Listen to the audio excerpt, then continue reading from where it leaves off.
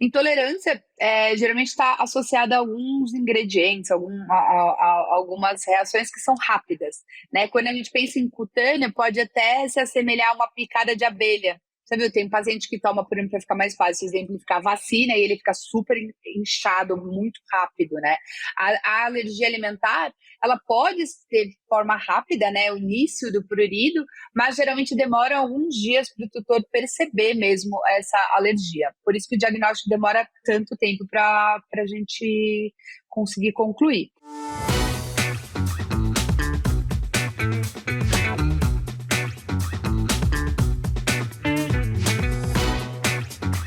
Oi, pessoal! Bem-vindos a mais um episódio do Pet Food Podcast. O podcast que é voltado para a indústria de pet food, para a indústria pet. E hoje a gente está com mais uma convidada, Mariana Porsani. Eu serei a host, Stephanie Teodoro, que acompanharei vocês aqui hoje. E a Mari vai conversar um pouco com a gente hoje sobre alergias alimentares, sobre o diagnóstico, como que a gente identifica isso nos nossos pets. Se apresenta um pouquinho para a gente, Mari. Oi, gente. Primeiro eu queria agradecer o convite, né, para conversar desse tema que eu estou estudando tanto, que é meio complicado, mas é bem legal. Então, meu nome é Mariana Porsani, eu sou médica veterinária. Eu fiz faculdade na Universidade de Alfenas, na Unifenas, e depois eu fui para a Universidade Federal de Lavras, onde eu fiz residência em clínica médica e já segui para o mestrado em metabolismo. E aí eu já comecei a me apaixonar pelo mundo da nutrição. Então, meu mestrado ele foi em metabolismo, mas já foi focado em alguns nutracêuticos. É, Depois eu vim para a USP e fiz doutorado com o professor Mário Silveiro Neto, com um tema de obesidade, e agora eu estou no pós-doc com o professor Aulo, na Unesp de Jabuticabal, e a gente está estudando sobre alergia alimentar, então por isso que esse tema veio a calhar. Especialista na área. É. Ô Mari, conversa com a gente então, conta um pouco como que é a sua rotina, né? Quantos casos você identifica, como que eles costumam chegar para você, esses pacientes?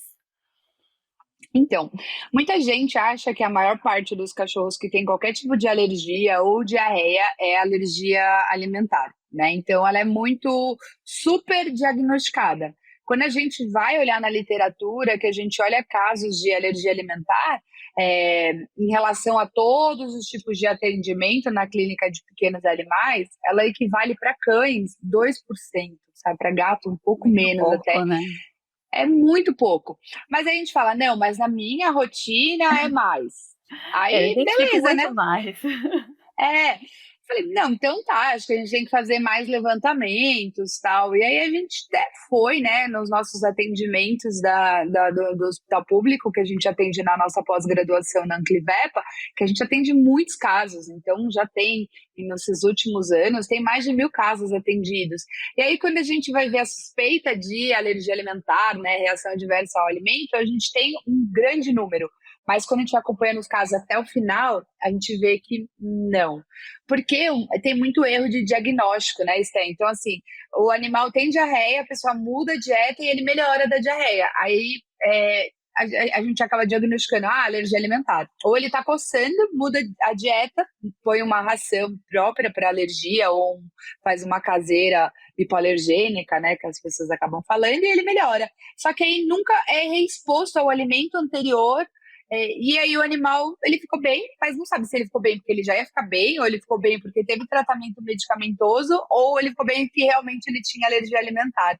Então ela é muito super diagnosticada, né? Agora com o nosso estudo que a gente faz a triagem bem criteriosa, a gente vê que muitos animais realmente não têm alergia alimentar, eles têm para alteração de pele, eles são atópicos também, ou alergia alimentar, eles precisam de algum imunossupressor, antibiótico, depende do caso, né? Não é só alimentar. Mas tem alguns casos que são alimentar clássicos, né? Mas não são tantos igual a gente pensa. A gente vê muito também, né, na rotina, assim, às vezes o tutor chega pra gente e fala: "Ah, ele tá comendo já uma dieta hipoalergênica, né, ele já tá no tratamento", é porque tem alergia, ele tem alergia. Mas aí você vai investigando, vai conversando mais, você pergunta: "Mas você dá um bifinho? Você dá né, uma comida caseira, você dá um petisco. Dou, claro que eu dou. Não adianta nada, né? Não, e aí dá a ração hidrolisada, e aí fala, ele não come a ração pura, então eu coloco um pouquinho de arroz com De frango. frango, aí fala, tá, mas ele já estragou a dieta inteira.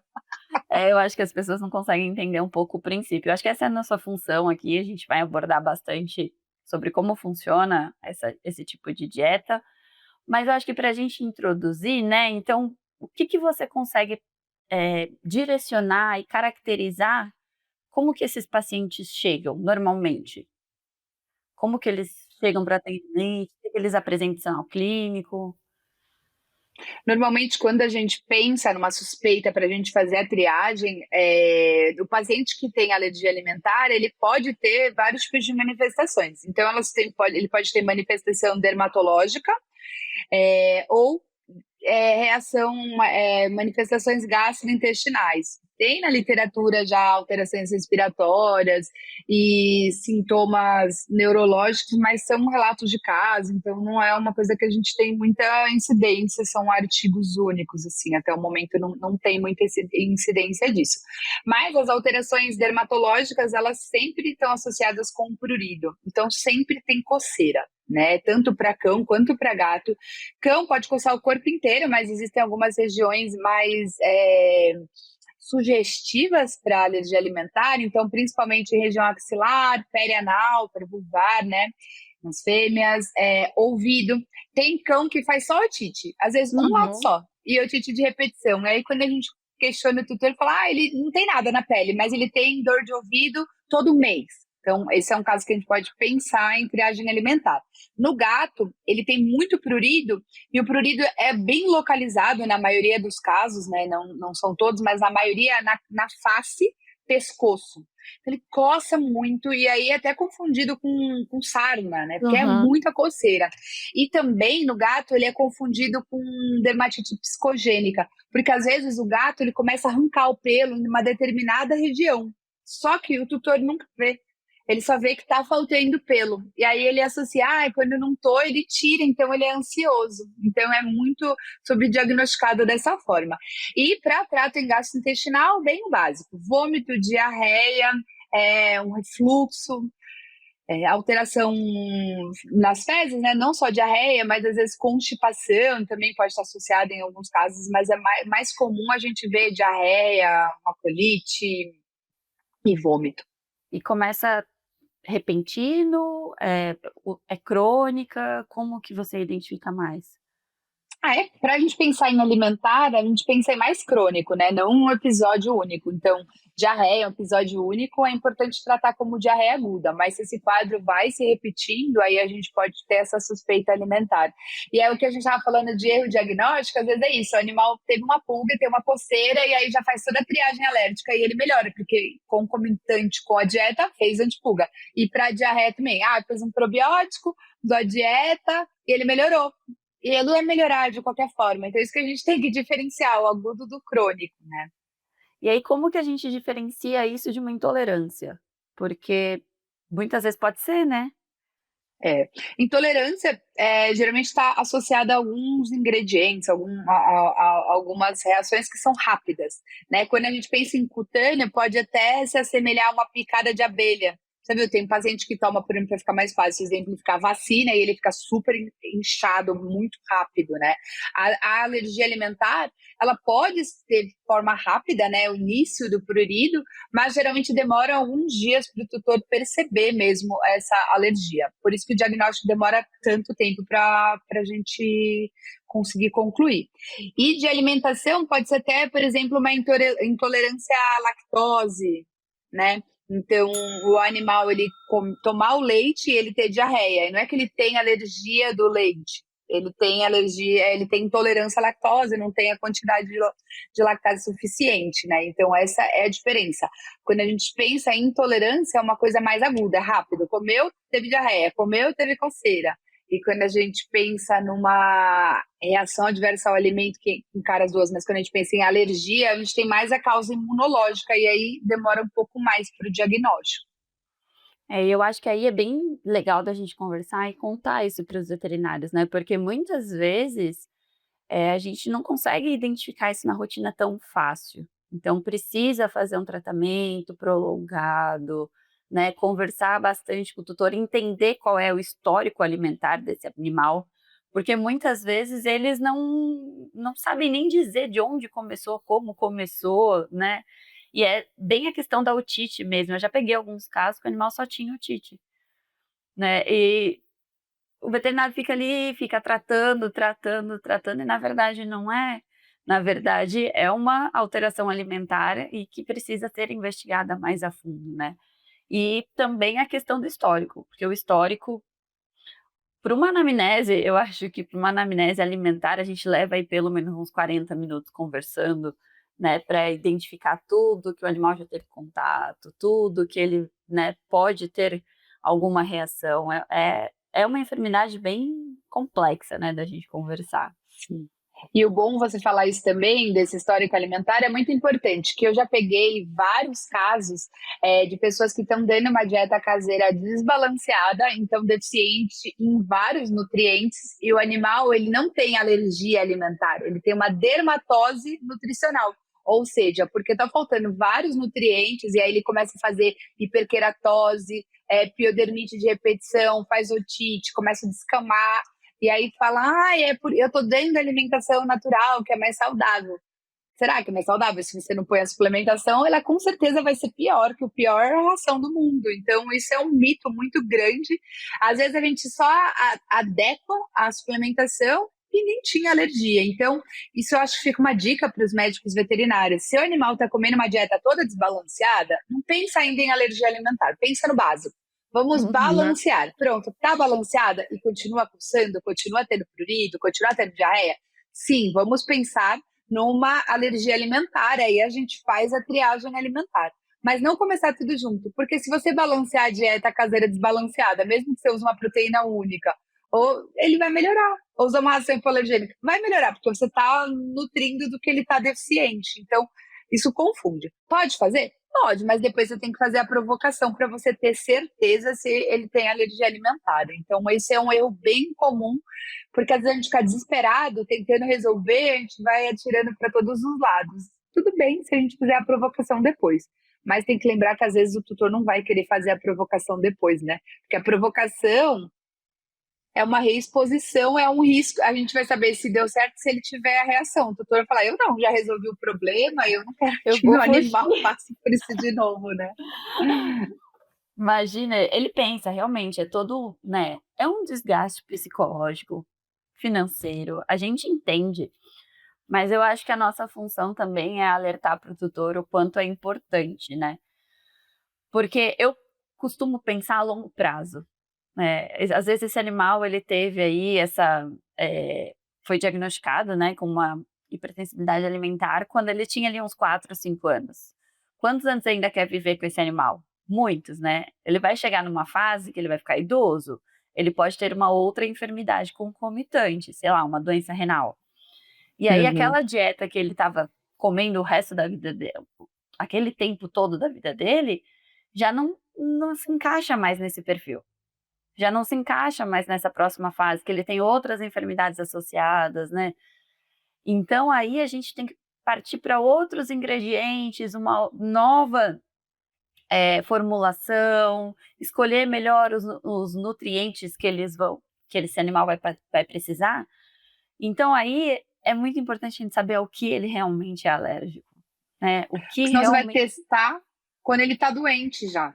aí não tem como, Tipo, né, ele porque já, aí você já vai tá com doença renal e você vai ficar testando. É. não, e você vai desestabilizar um paciente que já está desestabilizado. Imagina, é muito complexo, né.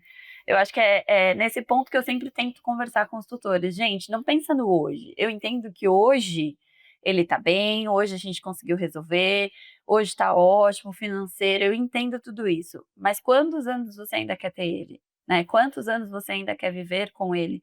Então daqui a muitos anos, talvez ele tenha alguma enfermidade, e aí sim eu vou precisar, né, de outros ingredientes, com uma nova composição nutricional, e aí eu vou precisar alterar essa dieta. E aí eu vou saber o histórico dele. Então eu acho que é nesse sentido que é importante a gente fazer. Mas o diagnóstico não é fácil de ser fechado. Você concorda? É, concordo, mas eu acho que esse é a melhor forma da pessoa aceitar provocar, porque ela fica pensando no futuro mesmo. Mas eu já notei que os tutores que têm animais com alteração gastrointestinais são mais assíduos do que dos que têm prurido. Porque incomoda mais, né? Diarreia e vômito do que coceira. Coceira a pessoa se acostuma. Então eles, comer um pouquinho, vai coçar. Agora o que tem diarreia, porque desidrata, fica mal, tem que ir fazer fluidoterapia. Esse tutor, ele é mais assíduo, eu percebi isso. Não, mas realmente, né? A gente entende, a gente conhece tudo também. É que não tem como a gente fugir como veterinárias, né, de fechar o diagnóstico e dar um melhor conforto para aquele animal. Você, na sua casuística, você identifica alguma raça que ela é mais característica, que ela é mais predisponente? Tem algumas raças que são citadas, né? Mas na minha casuística eu atendo muito animal pequeno. Então, York eu tenho bastante com essa alteração, Spitz, é, Golden eu também tenho, mas aí os Goldens eles vão para ração hidrolisada mesmo, eles não respondem tão bem à dieta caseira, não é que eles não respondem, né? É um volume muito grande, É isso que eu acaba ia ficando falar, é muita coisa, sai muito muito caro. caro. Então, a maioria dos meus Goldens que eu atendo, eles acabam indo para a dieta hidrolisada mesmo. E acho que são essas mais, os pequenininhos. Gato, você pega bastante? Então, gato, eu atendo pouco gato, né? Porque os especialistas de felinos acabam atendendo bastante gato. Mas os que eu atendo, que já antigamente a gente não tinha muito alimento hidrolisado para gato. Então, só tinha uma marca, às vezes se o animal não aceitasse essa marca, ele não ia continuar comendo. Então, muitos dermatos encaminhavam para mim para tentar fazer a dieta caseira para o gato. Mas a minha experiência nunca foi boa. Então, às vezes faz a dieta de restrição, eles funcionam bem, tipo, comem, aí quando você adiciona o suplemento não come, aí depois começam a selecionar os ingredientes, aí começam a perder peso. Então, assim, eu nunca tive boa experiência com gato comendo caseira. E eu já atendi gatos filhotes, que a gente tentou fazer caseira, porque a tutora queria, ela ia a cada 20 dias no consultório, então, assim, ela era super regrada, mas deu certo 4 meses, depois começou. Depois ele não quis mais. Eram 4 gatos. Um não comia tal coisa, o outro não comia tal coisa, outro não comia tal coisa. Eu falei, eles estão crescendo, eles não podem não comer os nutrientes que eles precisam, tal, era filhote, tá? Aí a gente desistiu. Então, assim, eu não tenho experiência boa. Aí dizem, quando você atender desde pequeno é melhor. Eu atendi 4, não foi boa. Então, assim, a minha experiência não é boa com caseira para gato. Os que eu atendo não comem. E aí, quando o tutor fala, não, ele come, eu falo, então tá, o que ele come? Eu vou me basear no que ele come e faço. E aí não dá certo também. Então, eles comem pouco. Quando a gente dá única, eu nunca tive boa Eles experiência, comem uns né? pedacinhos, né? Quando aquilo se torna a alimentação principal, a única refeição, é muito difícil. O volume também acaba sendo grande. E o gato ainda tem umas coisinhas, né? Você colocou ali no pote, ele comeu na hora, mas o que sobrou, ele não quer Não mais. dá para deixar. Não dá para deixar, né? O cachorro ainda você consegue fazer ele comer na hora e tudo, ele tem esse hábito. Agora o gato, ele vai comer um pouquinho, daqui a pouco ele vai voltar, já vai ter formiga, já azedou, ele não quer mais. Não quer, aí você congela, descongela, não quer. Eu acho difícil. Eu acho que eles selecionam muitos ingredientes.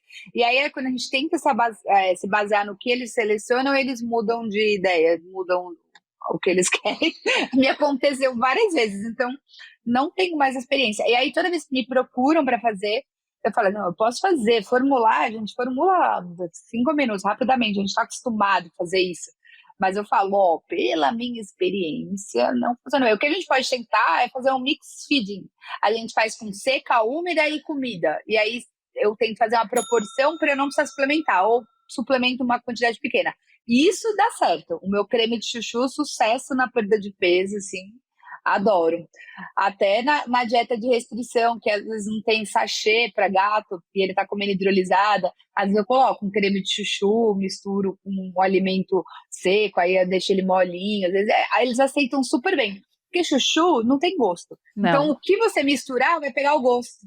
É esse o segredo. Dá o chuchu puro, é sem graça. Agora, se misturar com um sachê ou com a seca, ou moer, assim, todo mundo que eu fala, tá bom. Aí depois me manda mensagem, muitos alunos. Nossa, professora, eles comem. Eu falei, eu tô falando que é a revolução, esse chuchu. É o único O que é o alimento que creme de funciona. chuchu? É colocar. Você pega, cozinha o chuchu bem e aí bate no mixer igual um creme, que se você pôr o chuchu em pedaço, não corta. Não Então eu come. faço tipo um creme, põe até sal e aí mistura. Tem animal que aceita no alimento seco e tem animal que a gente mistura um pouquinho de úmido só para dar um sabor, que aí dá um volume grande. Eles aceitam super bem. É muito E ajuda difícil na o gato que não aceita. saciedade, né? Sim, e o tutor vai estar dando alguma coisa que ele quer dar. Nossa, maravilhoso. Eu não conhecia o creme de chuchu. Meu creme de chuchu. Muito bom. Eu acho que a gente falou bastante sobre a dieta de provocação, mas acho que é importante a gente explicar como que ela funciona, né? O que que seria a dieta de provocação, em que fase ela vai acontecer. Acho que é importante a gente começar desde o começo, né, Sté? Então, assim, como que a gente, você falou quando a gente suspeita e como que a gente faz esse diagnóstico? Então, o diagnóstico, o padrão ouro até o momento é a dieta de eliminação. O que é isso? Elimina tudo e oferece um único alimento. Então, ou você oferece a dieta caseira, que aí você tem que escolher uma proteína inédita, aí por isso que essa anamnese é longa, para tentar ver qual proteína o animal nunca foi exposto. E isso a gente inclui medicamento, petisco, tudo que ele tentar, ou uma coisa que ele nunca comeu. E quando você fala nunca comeu, é nunca comeu mesmo. Nunca teve contato, nem quando era filhote. A gente tenta, mas é uma coisa que é difícil, porque às vezes ele já comeu todas, né? E aí muita gente acaba indo para uma linha mais exótica, carne de rã, canguru, jacaré. Só que aí a gente tem outro problema. Então a gente pode tem um problema, né, que é bem estudado nos Estados Unidos desse fornecimento de uma proteína gourmetizada, que é a proteína muito diferente que a gente não está acostumada. Então, tem alguns casos associados com cardiomiopatia dilatada. Então, eu tento inédita sempre ir nessas diferentonas. O que acaba sendo mais peixe e carne suína e coelho. Cordeiro também dá para a gente fazer. O problema do cordeiro é caro. Tem algumas regiões do Brasil que parece que é mais em conta, assim, mas pelo menos eu moro em São Paulo, ele é bem caro. E os cortes que tem nos lugares, ele é muito gorduroso, bem gorduroso. Então, eu já atendi vários animais que comiam o cordeiro e tinha o colesterol bem aumentado, e aí a gente modificou, a gente conseguiu resolver sem medicamento e não tinha doença endócrina, nada. Então, eu evito um pouco o cordeiro, não como ração, mas como alimento. E peixe, qual você identifica melhor, assim, qual peixe? Tilápia. Eu gosto muito da tilápia. Acho fácil de achar, fácil de fazer. Agora, cachorro grande, eu acabo usando muito cação, posta de cação, porque é mais barato. E eu tive Uhum. bons resultados. Então, são os dois que eu acabo utilizando mais. Só que tem um problema, peixe. Cachorro muito seletivo. Então, vai pegar um maltezinho seletivo, score 3, 4, mas quase 3.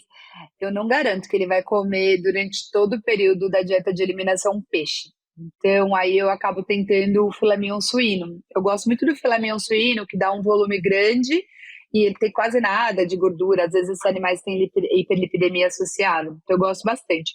Mas, muitas vezes, suíno não é uma proteína inédita. Se a gente pegar a composição de muitos alimentos comerciais, já estão colocando torresmo, essas coisas. Sempre falo, não faz isso comigo, porque ficou limitada. Sim, a gente vê nos rótulos, né, tem bastante já a utilização de suíno. E aí, ou também, se a pessoa não quiser fazer com dieta caseira, pode fazer também com proteína hidrolisada. A proteína única não é utilizada para o diagnóstico. Depois a gente pode oferecer e tal, depois do diagnóstico. Mas assim, se você oferecer uma dieta, uma ração com proteína única, o animal melhorar, ótimo. Se provoca, ficou pior. Então ele tinha. Mas se ele não melhorar, não pode dizer que ele não tem. Pode ser que você não escolheu a proteína adequada para ele. Então, o ideal certo é fazer o diagnóstico com proteína hidrolisada por pelo menos 6 semanas. Então, ele tem que fazer por 6 semanas para ver se ele apresenta melhora. Se ele tiver melhora parcial por 6 semanas, a gente faz até 8 semanas, ou às vezes até 12, se a gente fica na dúvida. É importante, Esté, que o veterinário ele estabilize o paciente para fazer a dieta de restrição, tá? Então, se ele tiver uma piodermite, uma infecção de pele, ele não vai sarar se você tirar o alérgeno, porque ele tem bactéria. Então, você tem que tratar a doença, pode fazer a dieta de restrição concomitante, mas se você não tratar, não vai melhorar. Não vai melhorar de jeito nenhum, porque ele está com a infecção, né? Então, isso é bem importante. E tomar cuidado com diarreia também, descartar o básico. Eu já vi várias dietas que foram encaminhadas para fazer dieta de restrição, e quando a gente faz um snap de giardia, dá positivo. Então, pode ser que o animal tenha uma enteropatia crônica, mas naquele momento ele está com giardia, aí a dieta não vai melhorar. Então, é importante sempre fazer esses diferenciais. Parece bobo, mas é bem básico. Às vezes o tutor fala, mas ele sempre tem essa diarreia. Pode ser que ele tenha enteropatia crônica, e aí ele fica mais susceptível a pegar a giardia. Entendeu? Sim, então, a gente tem que fazer sempre essa triagem. Mesmo que seja crônico, pode estar concomitante. Então, a gente tem que tomar muito cuidado. E aí, oferecer por 6 semanas. E aí, esse é o diagnóstico. Melhorou das manifestações clínicas, a gente pode pensar, sim, ele tem alergia alimentar. E aí, é a questão que a Esther perguntou. E aí, como que a gente faz a provocação? Porque, assim, às vezes melhorou, que ele ia melhorar mesmo, e passou um tempo ele ia melhorar, ou, sei lá, pensei em pele, estava numa estação do ano, a primavera, cheio de pólen, o animal tem alergia de pólen e tem coceira. A inspetora dieta de restrição ficou na dúvida, fez 3, 4 meses, acabou a primavera, não tinha mais pólen, ele melhorou. E aí não era dieta. Então, essa é uma associação que acontece. Então, a gente tem que tomar esse cuidado. E aí, para provocar, para gato, 7 dias, né, pela literatura, é o período que ele vai voltar a ter manifestações clínicas. Eu acabo fazendo 10 dias, porque tem alguns relatos que nos primeiros dias a coceira, o prurido é muito discreto. E aí o tutor pode subestimar e aí não dá o período certo. Então eu faço 10 dias para ter certeza. E para cão, a literatura sugere 15 dias, eu faço 20. E aí eu faço o seguinte, eu não mudo 100% a dieta. Tem gente que acaba mudando 100% a dieta, eu tenho medo. Então, eu acabo fazendo o seguinte, para cão. Nos primeiros 10 dias, eu faço, se for dieta caseira, metade da proteína que eu quero testar com metade da proteína que já está testada e está tudo bem. Metade das calorias, né? Eu calculo as calorias que seriam vindas da carne, né? E aí eu divido nas duas. Aí eu vejo, se não tiver piorado nada, aí, beleza, depois de 10 dias, aí eu dou 100% da proteína. Porque eu já notei que tem animal que não reage com pouca quantidade e tem animal que demora mais tempo para reagir. E tem animal que um pouquinho reage muito. Muito, E aí desestabiliza. Então eu prefiro ir devagar, eu vou com calma. E com a ração eu faço a mesma coisa. Eu ponho metade da quantidade da ração que ele comia anteriormente, com metade da proteína hidrolisada que a gente já testou, 10 dias. Fiquei na dúvida e tal, aí depois de 10 dias eu ponho 100% com medo no coração. Mas geralmente os meus pacientes, isso é bem, na literatura eles põem vários períodos tal, mas os meus pacientes, pela minha casuística, né, Mariana Porsani et al., eu notei que demora às vezes de 7 a 8 dias para a gente começar a ver essa manifestação clínica, para o tutor perceber. Eu só tive um paciente do nosso estudo, que 3 dias, mas ele fez uma lesão enorme, foi rápido. Ele é o melhor paciente de estudar alergia alimentar. Ele é rápido. Foi bem característico, né? É bem característico, mas de todos os pacientes foi um. Tinha uma outra que ela demorou quase 20 dias para ter o sintoma e para fazer a lesão, e foi pouco, sabe? Então a gente teve que colocar uma quantidade muito grande da proteína que realmente ela tinha alergia. Então depende do animal.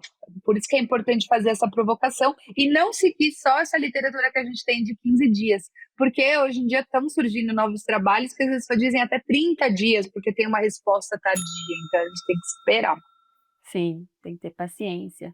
E aí fez a exposição, né? Se o animal não reagiu, a gente fecha o diagnóstico. Desculpa. Fez a exposição, se ele não reagiu, a gente, né, não tem alergia. Provavelmente não, se você voltar à alimentação que ele já comia. Se você testar uma coisa ainda que ele nunca comeu, é importante testar outras coisas, né? E aí, se ele reagiu, volta tudo lá para trás. Se ele reagiu, o que eu falo é volta pro alimento neutro, que é o que a gente já determinou, que ele não tem alergia, e aí ele vai estabilizar rápido, porque o tutor vai mudar rápido, né? Ele começou a ter reação, ele já muda, então não vai ficar naquele quadro crônico, com um monte de alteração. Então ele já vai se recuperar rápido, e aí a gente mantém a dieta prescrita, e aí pode fazer novas provocações. Todo mundo fala que tutor tem medo de fazer provocação. Realmente tem. Mas os meus, eles me procuram para fazer a provocação. Eles querem aprender a fazer provocação. Então a gente provoca com várias coisas. Mesmo que coma ração, eu já provoco várias coisas. Às vezes a gente provoca com petisco, que o tutor quer dar uma bolachinha ou um petisco. Eu falei, não, a gente pode provocar com o que você quiser, desde que seja todo dia por pelo menos 15 dias. Essa é a regra. Não adianta dar uma vez só.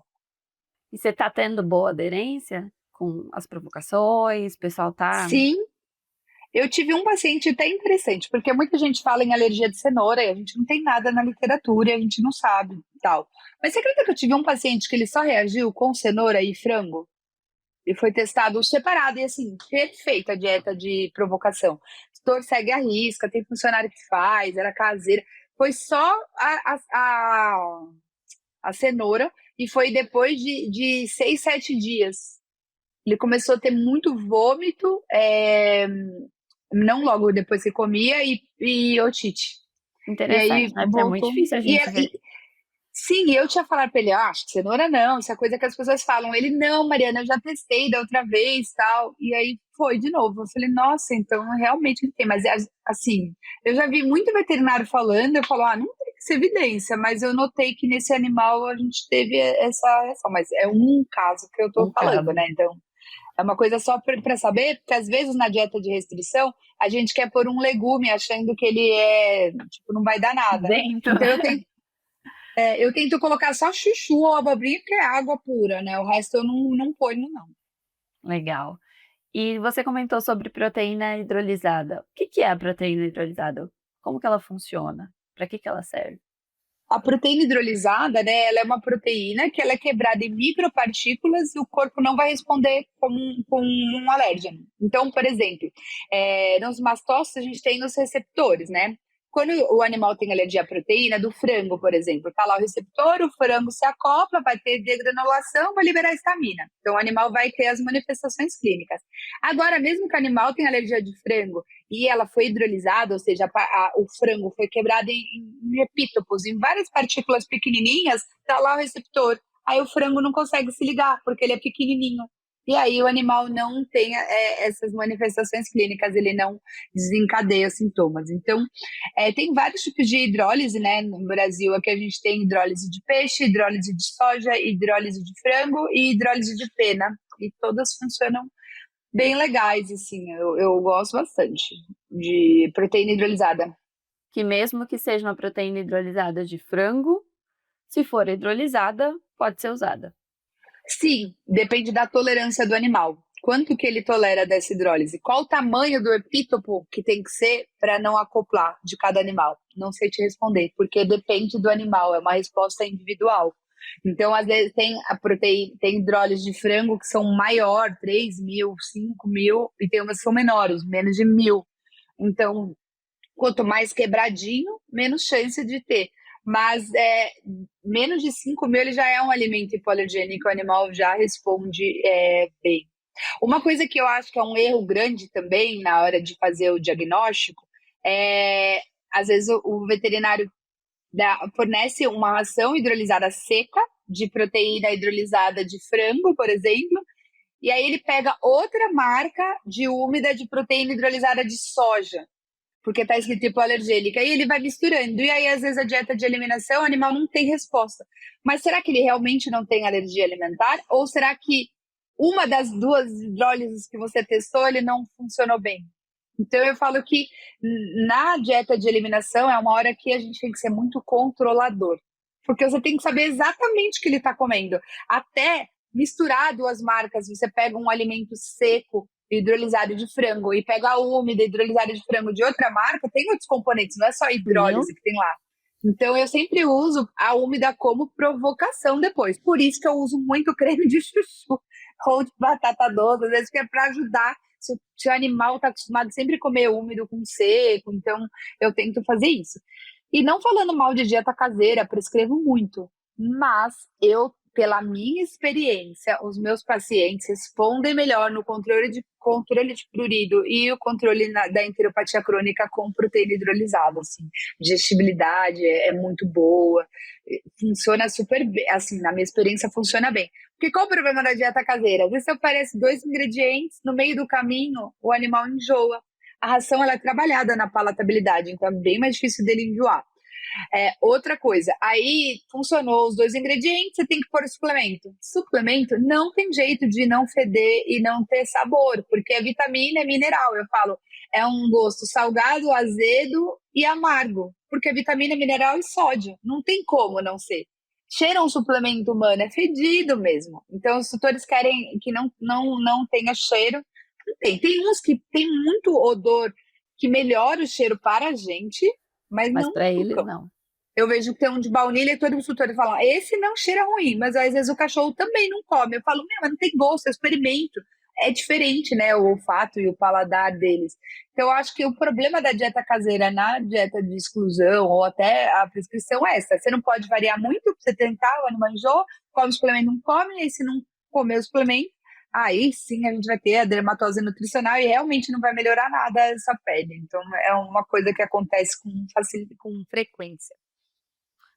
Recentemente eu fui num workshop e eles estavam falando sobre, né, a exposição de dieta, alteração, alergia alimentar, e eles chegaram num consenso que uma dieta só para fazer diagnóstico é pouco. O que que você acha sobre isso?